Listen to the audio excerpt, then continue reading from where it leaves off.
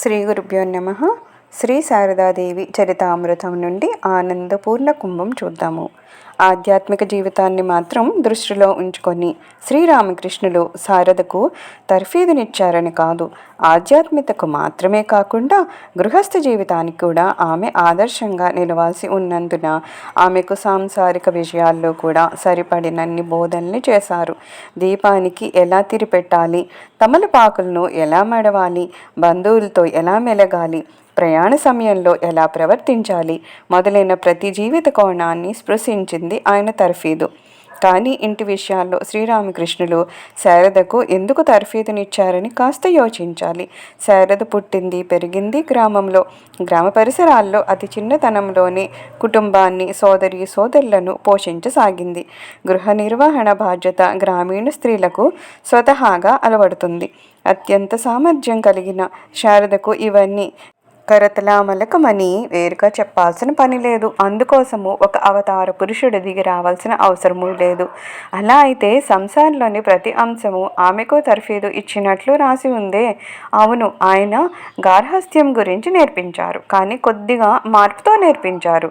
గార్హస్థ్యాన్ని యథాతథంగా నేర్పించకుండా పారమార్థిక బాణిలో నేర్పించారు శ్రీరామకృష్ణులు. శ్రీరామకృష్ణుల జీవితాన్ని ఒక పారమార్థిక విజ్ఞాన సర్వస్వంగా పేర్కొనవచ్చును.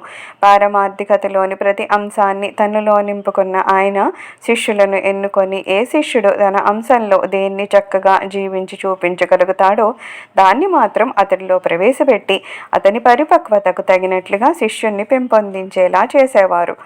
ఇక్కడ శారద జీవితంలో అత్యంత ముఖ్యమైన ఆదర్శాన్ని ఆమెలో పాదుకొలిపారు. అదే గర్హస్థ్యాన్ని పారమార్థిక పరంగా మార్పు చేయడం. అంటే మన నిత్య కర్మలను, మనం చేస్తున్న పనులన్నింటినీ పారమార్థిక జీవితానికి సాధనగా మార్చడము. ఈ విషయాన్ని మున్ముందు వివరంగా చూద్దాము. శారద ఒక రాజుకొనేలా చేయడం మాత్రమే, సరిగ్గా దాన్ని మాత్రమే చేశారు శ్రీరామకృష్ణులు. ఆనందం నీలోనే నెలకొని ఉంది, దానికోసం బాహ్యంగా వెతకవద్దు. ఒక బిడ్డకు మాత్రం కాదు, వేలాది బిడ్డలకు తల్లివి కావాల్సిన దానువు. గర్హస్థాన్ని పారమార్థిక పరంగా పరివర్తించుకో. ఈ 3 ముఖ్యమైన సందేశాలను శారదకు ఈ సమావేశంలో ఇచ్చినట్లు చూస్తున్నాము.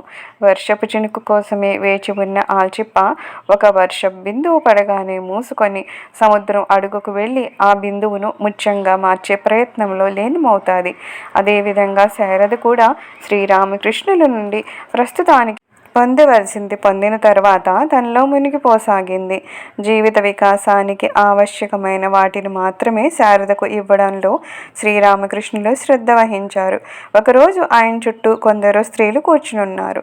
వారిలో శారద కూడా ఉంది. ఆధ్యాత్మిక జీవిత ఔన్నత్యాన్ని, భగవంతుని చేరుకోవడం ఎలా అనే విషయాల గురించి ఆయన చెప్తున్నారు. అందరూ మాయమరిచి వింటున్నారు. అలా వింటూనే శారద నిద్రలోకి జారుకుంది. అప్పుడు ఆ బృందంలోని ఒక ఆమె ఇలాంటి అద్భుతమైన విషయాలన్నింటినీ వినకుండా ఈమె ఇలా నిద్రపోతుందే, ఆమెను లేపండి అంది. వెంటనే శ్రీరామకృష్ణులు అడ్డుపడి, వద్దు వద్దు, ఆమెను లేపొద్దు. అన్నింటినీ వినవలసిన అగత్యం ఆమెకు లేదు. నేను చెప్పే వాటిని అన్నింటినీ వింటే ఈమె ఈ ఇలలో ఉండజాలదు, రెక్కలను విప్పి పైకెగిరిపోతుంది అన్నారు. తన ప్రధాన శిష్యుడైన నరేంద్రునికి కొద్దిగా మాయను జోడించమని శ్రీరామకృష్ణులు కాళీమాతను ప్రార్థించేవారు. లేకపోతే నరేంద్రుడు లోకహితం కోసమని పనిచేయక ఒక్కసారిగా భగవంతుల్లో కలిసిపోతాడు అని భయపడ్డారు ఆయన. అలాంటి భయమే ఇప్పుడు శారదను గురించి కూడా ఆయనలో కలిగి ఉండాలి. మనము ఇంతవరకు చెప్పిన వాటి నుండి ఒక బెత్తం పుచ్చుకొని కళ్ళు చిట్లిస్తూ విద్యార్థులకు పాఠాలు చెప్పే ఉపాధ్యాయునిలా శ్రీరామకృష్ణులు ప్రవర్తించారని అనుకోకూడదు. ఆయన యథార్థాలను గ్రహింపచేసే పద్ధతే వేరు. శిష్యునికి తెలియకుండానే అతని మనస్సులో ముద్రింపచేసే ఆయన సామర్థ్యము అసాధారణమైనది. వేడుకలకు, వినోదాలకు లోటుండదు. దీన్ని వండాలి, దాన్ని వండాలి అంటూ మారాం చేయడము, దీనిలో ఉప్పు లేదు, దానిలో మసాలా తక్కువైంది అంటూ గొడవ చేయడము, తర్వాత విరక్తి భావంతో ఏం తిని ప్రయోజనం ఏమిటి, పొట్ట కేవలం మలం గిడ్డంగి లాంటిది, ఎప్పుడూ పొంగిపోతూనే ఉంటుంది అంటూ తన విరేచనాల గురించి బిడ్డలా విసుక్కోవడము, ఇవన్నీ కామార్పు కూరు రోజులు అనగానే తదనంతర రోజుల్లో మాతృదేవి స్మృతి పదంలో మెదిలినాయి. ఒకరోజు అంటూ మాతృదేవి నవ్వుతూ అన్నారు. గురుదేవులు భోజనానికి కూర్చున్నారు. సామాన్యంగా కామారపు కూరలో లక్ష్మీ తల్లి నేను వంట చేసేవారము. ఆమె బాగా వంట చేస్తుంది. ఆమె వండినవి నేను వండినవి వడ్డించాము. ఆమె వండిన వంటకాలను ఆరగించి గురుదేవులు ఆహా హృదు, ఇది రామదాసు వైద్యం చికిత్స లాంటిది, చాలా బాగుందన్నారు. తర్వాత నేను వండిని తిని ఓహో ఇది శ్రీనాథ సేన్ చికిత్స లాంటిది, అరకొర అన్నారు. అందుకు హృదయ్ నిజమే, కానీ మీరు అరకొర అంటున్నారే, ఆ అరకొర వైద్యుడే మీకు సదా సేవలు చేయడానికి సిద్ధంగా ఉండే వ్యక్తి. శరీరం మొత్తం అని చెప్పినా కూడా తటపటాయించక వెంటనే చేసే వ్యక్తి.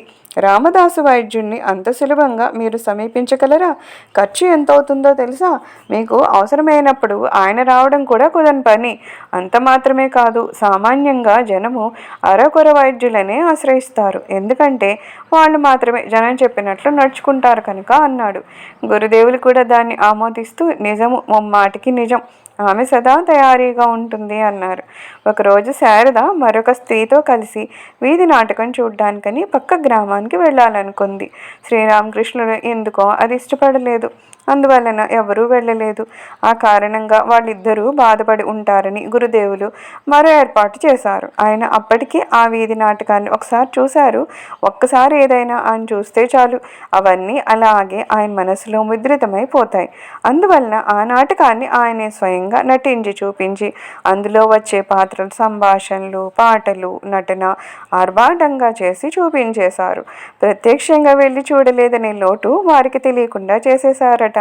బంగారం కన్నా మరే ఆభరణాల కన్నా మన స్త్రీలు ధరించి ఆరాధింపదగినవి సద్గుణాలే. స్త్రీత్వానికి అత్యంత ఉన్నతమైన ఆభరణంగా ఆరాధింపబడేది సరళత.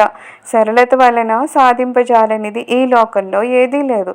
అందువలన సరళతే అత్యంత పదునైన ఆయుధం అంటూ మహాభారతము శ్లాఘిస్తుంది. శారద జీవితాంతము సరళతనే ఆభరణంగా చేసుకున్నారు. అంతేకాక అది ఆమె జీవితంగానే పరిణమించింది. ఆమె మాట, నడక, చూపులలో సరళత తొణికిసలాడింది. ఆమె మాటలు పువ్వులు వెదజల్లినట్లు అంత మృదుగా ఉండేవని కాలాంతరంలో ఆమె శిష్యులు చెప్పారు. ఒక పరుషమైన మాట కూడా ఆమె నోట వెలువడదు. శ్రీరామకృష్ణులు ఈసారి కామారపు కూరుకు వచ్చినప్పుడు ఆయనకు తాంత్రిక సాధనలు నేర్పించి గురువు స్థానం వహించిన భైరవీ బ్రాహ్మణి కూడా ఆయనతో పాటు వచ్చింది. అత్యంత ఉన్నత స్థితిలో నెలకొని ఉన్న ఆ ఆధ్యాత్మిక సాధకురాలు తూర్పు వంగదేశానికి చెందిన వ్యక్తి. ఉద్దండ పండితులు ఉన్న మహాసభలో శ్రీరామకృష్ణులు ఒక అవతార పురుషులని శాస్త్ర ప్రమాణాలను చూపించి నిరూపించింది. అందువలన శ్రీరామకృష్ణులు ఆమెకు శిష్యుడే అయిన ఆయన్ను భైరవి బ్రాహ్మణి ఎలా గౌరవించిందో మనం ఊహించుకోవచ్చును. మొదట్లో శ్రీరామకృష్ణులు తమ భార్యకు ఉపదేశించడాన్నో ఆమెతో సన్నిహితంగా మెలగడాన్నో అంతగా పట్టించుకోలేదు భైరవి. కానీ రోజులు గడిచే కొద్దీ ఆమె పోకడలో మార్పు రాసాగింది. శిష్యుని బ్రహ్మచర్య జీవితానికి భంగం వాటిల్లుతుందేమోనని శంకించిన భైరవి ఆయనకు ఈ రకంగా హెచ్చరిక చేసింది. శ్రీరామకృష్ణులో తాను ఆశించిన మార్పు రాకపోవడంతో ఆమెకు నిస్పృహ కలిగింది. ఇది కాస్త కోపంగా పరిణమించి అందరి మీద కోపగించుకోసాగింది. చీటికి మాటికి అందరి మీద కస్సుబుస్సుమనేది. ఆమె కోపమంతా శారద మీద అని చెప్పకుండా నిగ్రహించవచ్చు కదా. శారద పట్ల ఎప్పుడు కఠినంగానే ప్రవర్తించేది భైరవి. ఆమెను సొంత అత్తగారిలా భావించి సేవలు చేయమని శ్రీరామకృష్ణుడు శారదకు చెప్పారు. సహజంగానే శల్లురాలైన శారద భైరవి బెదిరింపులకు ప్రశాంతంగా సహించింది. భైరవి తూర్పు వంగదేశానికి చెందిన వ్యక్తి కాబట్టి ఆ ప్రాంతపు ప్రజల్లా ఆహారంలో కారం ఎక్కువగా తింటుంది. ఇలా కొన్ని వంటకాలను చేసి వాటిని లక్ష్మీ తల్లికి శారదకు పంపించింది భైరవి. వాటిని రుచి చూసిన లక్ష్మీ తల్లి తూతూ గొడ్డు కారం అంటూ ఆమె ముఖం మీదనే చెప్పేసింది. కానీ కారం ప్రభావంతో కళ్ళల్లో ధారలుగా నీళ్లు స్రవిస్తున్న భయం కారణంగా వంటకాలు బాగున్నాయి అంది శారద. భైరవి కూడా పరవశించిపోయి లక్ష్మీ తల్లితో నా కోడల్ని చూడు, నా వంటకాలు బాగున్నాయని చెప్పింది. ఆమె సమర్థురాలు. నీకు నా వంటకాలు ఏవి నచ్చవు, ఇకపై నీకు నేనేమి ఇవ్వను, వెళ్ళిపో అనేసింది. కాలాంతరంలో మాతృదేవి నవ్వుతూ ఈ వేదాంతం గురించి చెప్పేవారు. రోజులు గడిచే కొద్దీ భైరవి చేదరింపు, అహంకారము హద్దులు మీరసాగాయి. అందరిపైన చిత్కరించుకోవడము, కేకలు వేస్తూ తన జీవితాన్ని నరకప్రాయంగా చేసుకుని చుట్టూ ఉన్న వారికి కూడా నరకయాతన్ని కలిగించింది. ఉంటుంది. శ్రీరామకృష్ణులు ఈ విషయాన్ని పట్టించుకోకుండా ఉండిపోయారు. శారద సరళత అనే పదునైన ఆయుధాన్ని చేపట్టి మౌనంగా అన్నింటినీ సహించింది. త్వరలోనే భైరవి తన తప్పును గ్రహించింది. శ్రీ శారద రామకృష్ణులు ప్రతి నిప్పు లాంటి వారిని, సన్నిహితులైతే వారి జీవితము వినాశమవుతుందని భైరవి భావించింది. కానీ వారిద్దరూ అగ్నిగోళాలు, ఒకరినొకరు సమీపిస్తే ఇంకా ప్రజ్వలంగా ప్రకాశిస్తారే కానీ నశించరని అర్థం చేసుకుంది. తన తప్పిదాన్ని గ్రహించి అందరికీ క్షమాపణని అర్పించి కామార్పకూరు నుండి సెలవు తీసుకుని కాశీకి వెళ్ళి తన అంతిమ కాలాన్ని తీవ్రమైన సాధనలో గడిపింది. సుమారు 7 నెలలు కామార్పకూరులో గడిపి శ్రీరామకృష్ణులు దక్షిణేశ్వరానికి బయలుదేరారు. ఆనందభరితమైన సంత ముగింపునకు వచ్చినట్లు అనిపించింది. ఇన్ని రోజులు పరమానంద సాగరంలో ఓలలాడిన శారద కూడా తన శరీరాన్ని మాత్రం భారంగా మోసుకుంటూ జయరాం బాటికి వెళ్ళి ప్రశాంతంగా జీవితాన్ని పునఃప్రారంభించింది. తన హృదయంలో ఆనంద పూర్ణ కుంభాన్ని ప్రతిష్ఠించి వెళ్ళిన ఆ దివ్య పురుషునితో ఆమె మనస్సు మాత్రం వెళ్ళిపోయింది. మళ్ళీ ఎప్పుడు ఆయన చూడగలనా అనే తహతహతో ఎదురు చూడసాగింది. సర్వం శ్రీమాతృచరణారవిందార్పణమస్తు. లోకా సమస్తా సుఖినో భవంతు. ఓం శాంతి శాంతి శాంతి.